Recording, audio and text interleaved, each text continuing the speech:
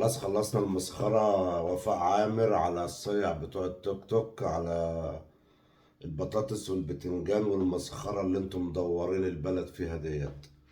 تعالوا بقى نخش في المهم ونشوف الدولة بقى ايه بالظبط راحت فين. لو انا قلت الكلام ده لو انا قلت الكلام ده اللي انت هتسمعه دلوقتي، هيقولك عليا يا اخوان. هيطلع واحد معرض زي احمد موسى يقولك عليا يا اخواني. ده واحد مصري من قلب البلد. اسمع بقى، بيتكلم عن ابراهيم تراوري رئيس بوركينا فاسو، اصغر رئيس جمهورية في العالم. رفض يبيع خام الذهب لاوروبا، وعقد اتفاقيات مع تركيا ومع روسيا، تمام، واعاده بناء البنيه التحتيه. كل ده ما شاء الله في 4 سنين. ده فخامه الرئيس ملك افريقيا القادم ان شاء الله. رفض ياخد القرض من البنك الدولي، ونزل مرتب الوزراء بنسبه 30%، وزود الموظفين الحكومه بنسبه 50%، وعمل تعويضات لكل المعوقين من الحروب، والمعاشات رفع نسبة المعاشات بنسبة 50%. اللهم احفظه واحفظ رئيس بلدنا، واحفظ كل رئيس مسلم غيور على بلده وعلى أهله. سلام. بقول لك اللهم احفظ رئيس بلدنا. الراجل ده بيتكلم في قلب مصر، يعني مش انا اللي بقول الكلام ده. ده تيوبر بيلف وبيسافر برضه وكده، وراجل يعني ايه في قلب مصر دلوقتي. يعني مش انا اللي بقول، مش ابراهيم منصور. يعني شفت بقى اصغر رئيس جمهورية في العالم، شفت عمل ايه؟ لغى كل الاتفاقيات بتاعت الحرامية اللي كانوا ماسكين البلد قبليه. قال لهم الورق ده يا رجالة تحطوه في كوباية مية، لا مؤاخذة، وتبلعوا بيه بعد الغداء. دولتي ممنوع اللمس الاتفاقيات دي في المية. عبد الفتاح السيسي بقى جاي لابس لي بدلة، مفصلين له شوال، مفصل شوال، وجاي عامل علينا رئيس جمهورية، وهو أصلا عميل جاي معاه أجندة بينفذها، والأجندة متنفذة 100%. تروح شمال، تروح يمين، تطلع فوق، تطير في الجو، انت عميل.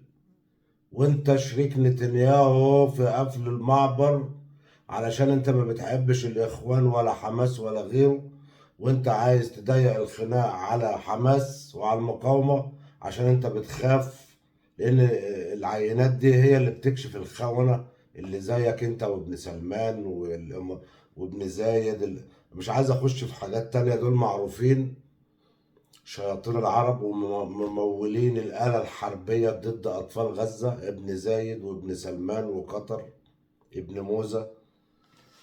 والسيسي برضه شريك نتنياهو في تجويع وقتل أطفال غزة بالجوع قبل النار. السيسي مشترك في قتل أطفال غزة بتجويعهم قبل قتلهم بالنار. ما تحاولش تتمرجح على عبد الفتاح السيسي وتعمل علينا الدخلة بتاعت التمثيليات دي، لان احنا، وزي ما قلت لك 500 مرة في 500 فيديو، احنا مصريين. احنا مصريين، وفي حبل بيطول وليه اخر. طبعا انت عارف ان انت دلوقتي في اخر متر في الحبل، وانا بكلمك دلوقتي انت في اخر متر في الحبل. ليه؟ الحبل ما عادش فيه طول، ما عادش فيه حبال. انت جيت علينا مصر، جبت الخراب معاك، بعت الجزيرتين. أمن قومي مصري، موقع استراتيجي أمني مصري، وجزيرتين. جزيرتين ما بتقدروش بمال. صحيت من النوم الصبح، أمي جات لي في الحلم قالت لي ادي الجزيرتين لابن سلمان وخد منه الشنطة الأخضر. أدي جزيرتين ما ينفعش حد يفرط فيهم، ما ينفعش، إلا إذا كان واحد جاسوس وعامله جاي عشان يسلمهم. وانت عارف يا عبد الفتاح السيسي ان انت بعد ما تدي الجزيرتين للسعوديه، السعوديه هتديهم لنتنياهو. نتنياهو يحط فيها قواعد عسكريه، يقول لك ايه، انا هحمي البحر. الجزيرتين مش بتوع مصر، الجزيرتين بتوع السعوديه، وهم ادوهم لنا بقى. وهي العمليه جايه من بعيد، عبد الفتاح السيسي جاي من بعيد، لفه بعيده، جاي مخصوص يقعد على الكرسي علشان في اجنده هو قراها قرا الاجنده ووافق عليها، والاجنده متنفذه 10/10. تيجي لي يمين تيجي لي شمال، انت عميل. ليه بقى؟ لان اللي انا شايفه في مصر وشايفه اللي انت بتعمله، اللي احنا شفناه، ان انت فرطت في الاصول بتاعت البلد. هقعد كل شويه اقول لك رأس شكير، واقول لك بنياس، واقول لك رأس الحكمه، واقول لك رأس جميله، واقول لك جزيرتين تيران وصنافير، منجم السكري، منجم الذهب السكري، ابار البترول اللي في البحر اللي اسرائيل عماله تعبي منها وتشرب وانت بتشتريه بفلوسنا. عبد الفتاح سيسي، ميه النيل انت بعتها. اثيوبيا في الايام اللي جايه هتعمل 3 سدود بعد سد النهضه. ليه؟ لان هما التسريب اللي بتسرب من سد النهضه هما مش عاوزين يوصل لك. ليه؟ لانه متباع ورايح في اماكن تانية. ده هيسدد فلوس على اثيوبيا تم دعمها بيها. هيفحروا قناية على اسرائيل من النيل للفرات زي ما انت فاهم. يا صاحب اجندة وسخة، مع احترامي لكل الناس اللي بتسمعني. بس بقى اقول لك على حاجة بقى. اصغر رئيس جمهورية في العالم ابراهيم تراوري كب كل الاتفاقيات في الزبالة.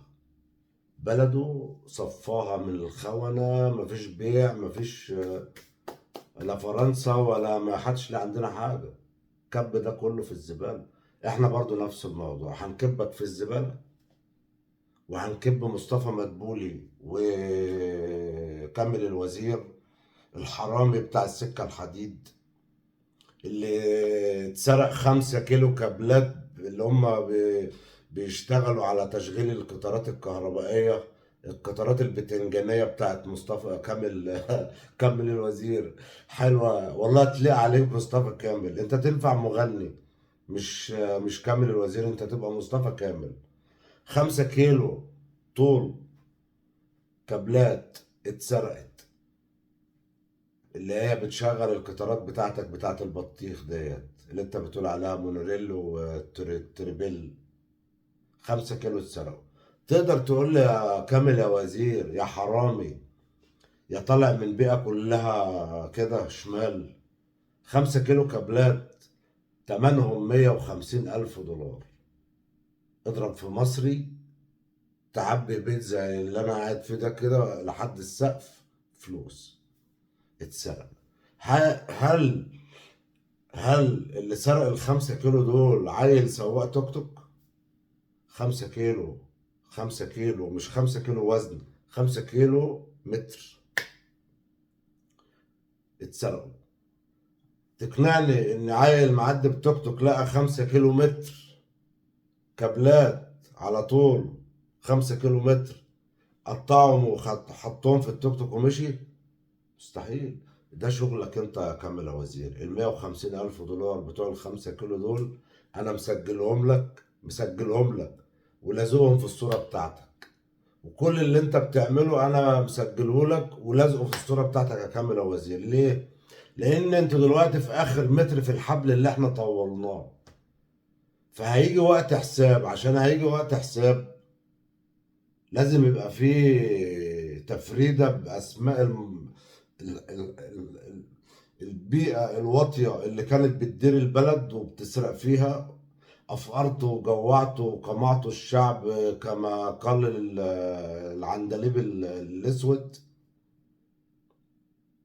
مش هقول لك زي ما قال الكتاب، لأن الكتاب ما قالش كده.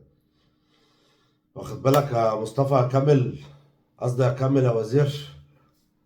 واخد بالك؟ حتى ال5 كيلو دول هتحاسب عليهم، حتى امك يا كامل يا وزير هتحاسب عليهم. طبعا انت في اخر متر مع السيسي دلوقتي في الحبل اللي احنا طورناه، اخر متر دلوقتي. اللهم صل على سيدنا محمد. بالنسبة للأخ مصطفى مدبول، أنت طالع امبارح قاعد حاط لك بوكيه ورد هنا وبوكيه ورد هنا وجوز ميكروفونات في النص، وقاعد عمال تقول احنا لازم ندعم المواطن ولازم ننزل له السلع ولازم الكلام ده. خلاص يا مصطفى مدبولي، انتوا كلكم مصطفى مصطفى، الله يخرب بيت ابوكم.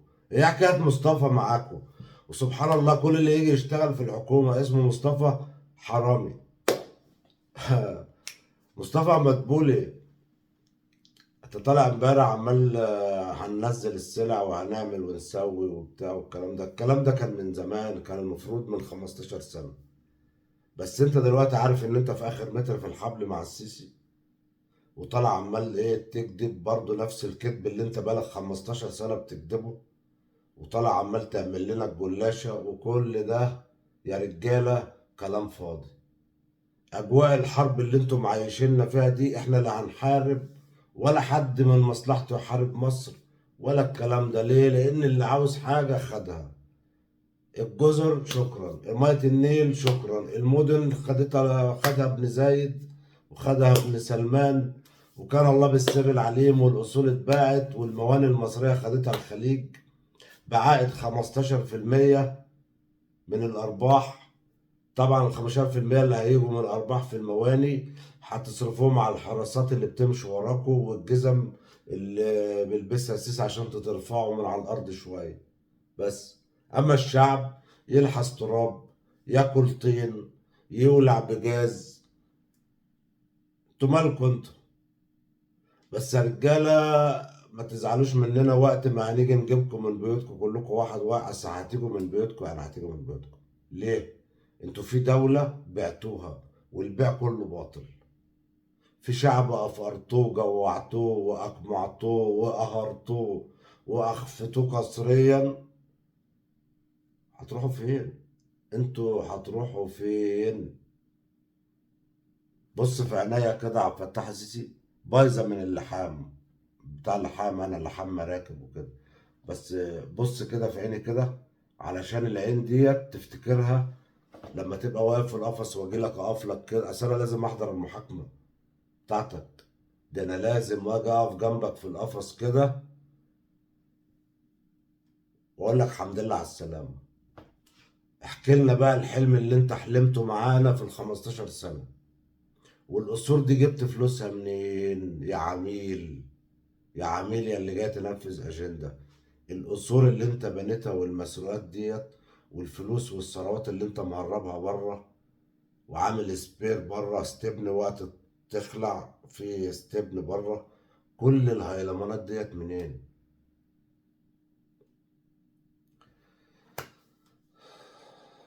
ده فيديو سريع كده يا جماعة، ده فيديو سريع، وانا راجع لك عبد الفتاح السيسي وقاعد ومتابعك، واخد بالك؟ ومش هسيبك انا في حالك لحد ما اطمن ان انت دخلت القفص. انت طبعا انت بقى والرجاله احمد موسى ومصطفى بلبولي وكامل الوزير ومعيط اللي هو وزير الماليه اللي جاي شغلته يستلف فلوس من بره واحنا ندفعها، واخد بالك؟